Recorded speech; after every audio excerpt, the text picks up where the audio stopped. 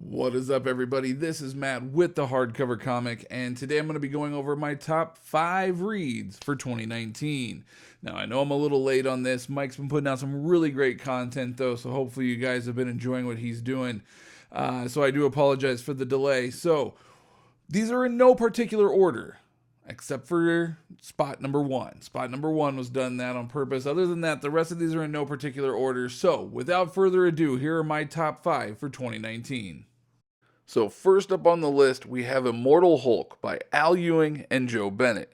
It's currently at 28 issues, and I am a little behind on this list. And technically the book did start off in 2018. However, 2019, it still stood strong. It's an amazing title.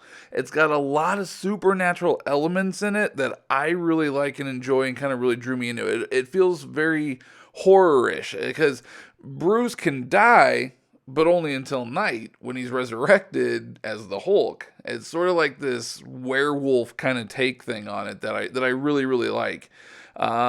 Everyone's after him. Bruce just wants to live a quiet life, but you got Alpha Flight, you got the government, you got all these people that are coming after him.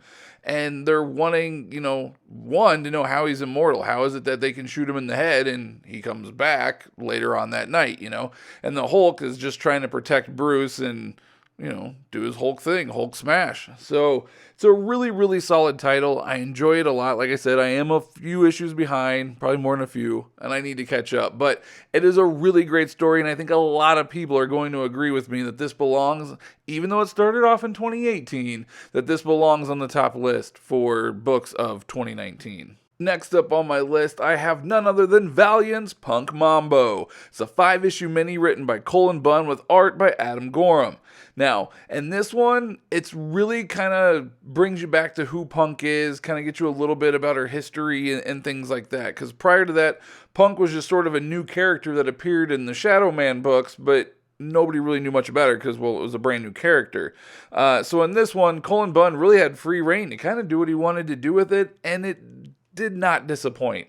Once again, a lot of supernatural elements. If you're not familiar with who Punk Mambo is, basically it's a female John Constantine in the Valiant universe, more or less. So in this one, Punk loses her Loa, and she ends up having to, well, they kind of trick her, but she teams up with a bunch of ancient voodoo Loas to kind of combat this new evil that's trying to basically, take over the world. So it all has to do with that. It's a 5-issue run. It's really fun, especially if you're into Hellblazer, and it's a Valiant. So, I mean, that says something right there. At least for me. I love Valiant. But if you're not a Valiant fan, or you've never even heard of Valiant, or you've never heard of Punk Mambo, I do recommend checking it out. It's a really great read. Once again, it's only 5 issues, so check it out. And now we have Batman Last Night on Earth. Now, it was a 3-issue mini by Zack Snyder and Greg Capullo. And this book was a lot of fun. I've said it 1,000 times before. I'm not the biggest Zack Snyder Batman fan, especially when it came to his New 52 run, okay? I wasn't a fan. I've said it before there. However, this run, it's only 3 issues, but it was so much fun. And these were actually oversized issues, so it was almost like 6 issues. It's 3 books, but it was almost like 6 issues because they were so long. But it was a lot of fun in this book. It's very trippy. It takes you to multiple different places. You get to see a lot of different versions of Bruce, and this really cool team up happens with the Joker, sort of. I don't know how else to explain it. It's a really fun book. I was really impressed by it. A lot of people recommended it. I didn't really expect a whole lot going in because, once again, I didn't really like the earlier stuff that they did. I always like Greg Capullo's art, don't get me wrong, but as far as the story and stuff goes, I wasn't a big fan of the Batman previously, but this one was so much fun, and I thoroughly enjoyed it. The team up with the Joker was a lot of fun. Definitely had some laugh out loud moments for me in that one. And if you haven't read it yet, I strongly suggest. I've recommended it to Mike. I don't think he's read it yet, but he should, because it's a solid read, and that's why it is in one of my top 5 for 2019. This brings us to Gideon Falls by Jeff Lemire and Andrea Sorrentino. Now, it's currently at 18 issues and is still ongoing. So, yes, this technically would have started in 2018. But a lot of it went through 2019, and I didn't read it until, well, a few weeks ago when I binged all 18 issues. Thank you, Mike. I actually watched it due to his video that he did, so if you want to really kind of dive deep, he does a great job of kind of explaining things. I'm always afraid I'm going to give away spoilers, so I try to give very, very, very high-level overviews as to avoid spoilers. But it's got everything in it. It's got horror, and which morphs into somewhat of a sci-fi thing. It's got mystery. It's got all these like really cool elements, and you're never really quite sure where it's gonna go. There's some parts where I was like, oh, I know where this is headed, and then it would just do a twist, and I'm like, oh, wasn't expecting that. And then there was times where I'm like, are they messing with me? I think I know where it's going, but I'm not real sure, is it? And then I was right. So I'm kind of like, Jeff Lemire is a bit of a wizard, so it's gonna be really interesting to see where it all goes and how it all plays out. But it's definitely a wonderful read, and if it wasn't for Mike and his image videos, I probably never would have given this one a shot. The art by Andrea Sorrentino is spot on for this book. Now, if the style of art would have been like in a superhero type book, right? I probably wouldn't be feeling it that much. But it fits so well in this style of book that Lemire's doing. I can't think of a better artist for this title. It's so much fun. High level overview. It's a story of a mysterious black barn.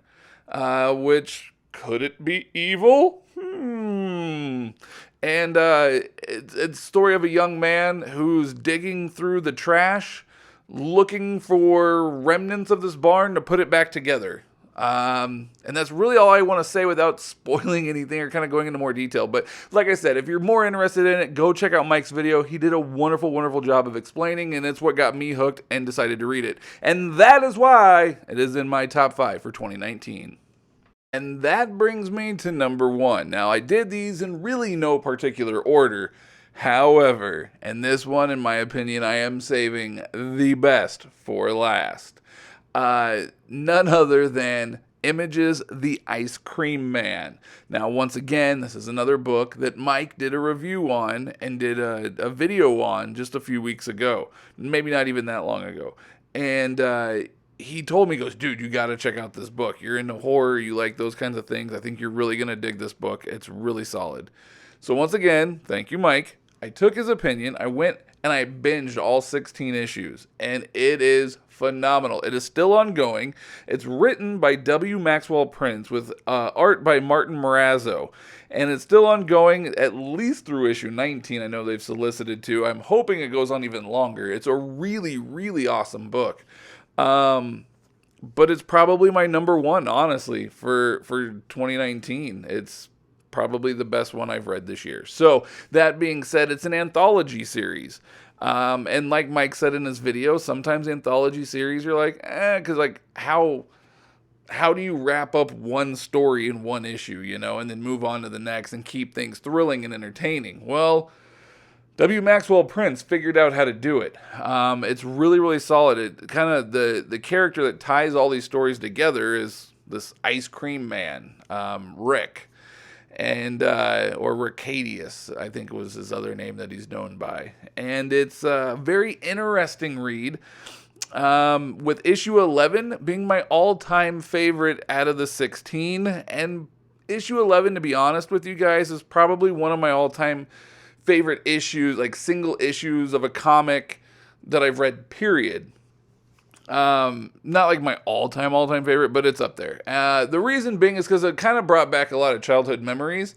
If you guys have ever seen the movie Stay Tuned, the old 90s movie with John Ritter, you guys are going to, if you read this, and especially issue 11, you're going to know exactly what I'm talking about. I actually kind of want to interview W. Maxwell Prince to see if that was kind of where he got the idea from, because it's very eerily similar. But I love that movie as a kid. I still love it now. And, yeah, I'm a glutton for punishment, but it's still great. I love that movie. And it's very reminiscent of that. So as I was reading it, I'm just like, hell yeah, because it just brought me back to this like really fun childhood. But anyway, that's beside the point. It's a really great read, though. There's a lot of interesting characters. They do start to go into a little bit of backstory on the Ice Cream Man and who he is. as well as some other players that you see in a few issues throughout. But for the most part, it is strictly an anthology series where each story wraps up in one issue, and it all kind of takes place in the same town. And it's horror, it's psychedelic, it's sci-fi, it's literally everything. I mean, depending on the story that he's telling for that issue will depend on what he dives into, whether it's horror, hallucinogen, whatever it is. It's trippy, though. It's a really fun read. And I really, really, really suggest you guys check it out. Ice Cream Man is the #1 top of my list for the top 5 comics of 2019. Hey everyone, that is my top 5 for 2019. And I want to thank everyone for joining us on this journey throughout the year. And I hope you guys have a happy new year into 2020. We got some big things planned that we want to try to do for the channel. Maybe have some creators on. Maybe. We'll have to kind of see what happens with the live show. But we do have some things planned that we definitely want to kind of kick off. So thank you all for joining. Please like and subscribe and share and help us build this channel even more. So if you guys have any suggestions on things you would like us to do, content-wise, etc., please, by all means, let us know. We're definitely open to suggestions. That being said, Happy New Year, and the power is yours. Or as the Ice Cream Man would say, lickety split.